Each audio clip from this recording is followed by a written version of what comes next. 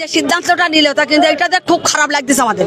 সে যে বারবার আমাদের জন্য এলাকাবাসীর জন্য তার কাছে আবেদন আমাদের এই চেঞ্জ করে আমাদের ডাক্তার শহীদুল আলম দেয়। সাতক্ষীরা ৩ আসনের বিএনপির মনোনয়ন না পাওয়ায় কেন্দ্রীয় নির্বাহী কমিটির সদস্য অধ্যাপক ডক্টর মোহাম্মদ শহীদুল আলমের সমর্থকরা ৪ নভেম্বর মঙ্গলবার সকাল ৬টা থেকে দুপুর ১২টা পর্যন্ত সাতক্ষীরা কালীগঞ্জ মহাসড়কে অবরোধ করে বিক্ষোভ ও হরতাল কর্মসূচি পালন করেছে।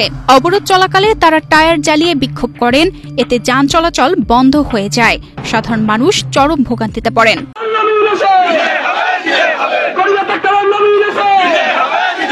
বিক্ষোভকারীরা অভিযোগ করেন, দীর্ঘদিন ধরে দল ও সাধারণ মানুষের পাশে থেকে কাজ করলেও ডক্টর শহীদুল আলমকে উপেক্ষা করে সাবেক এমপি কাজী আলাউদ্দিনকে মনোনয়ন দেওয়া হয়েছে। একমাত্র স্মার্ট সিটি বসুন্ধরা, আধুনিকতায় এক ধাপ এগিয়ে, যা স্থানীয় নেতাকর্মীদের মধ্যে ক্ষোভ সৃষ্টি করেছে।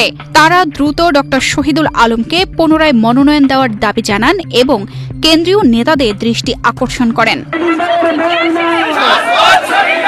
এ সময় উপস্থিত ছিলেন সাতক্ষীরা জেলা বিএনপির সদস্য Sheikh Nuruzzaman, Nalta UP chairman Mohammad Azizur Rahman, union বিএনপির সভাপতি কিসমতুল বাড়ি, সাধারণ সম্পাদক মিলন কুমার সরকার সহ উপজেলা ও ইউনিয়ন পর্যায়ের নেতারা।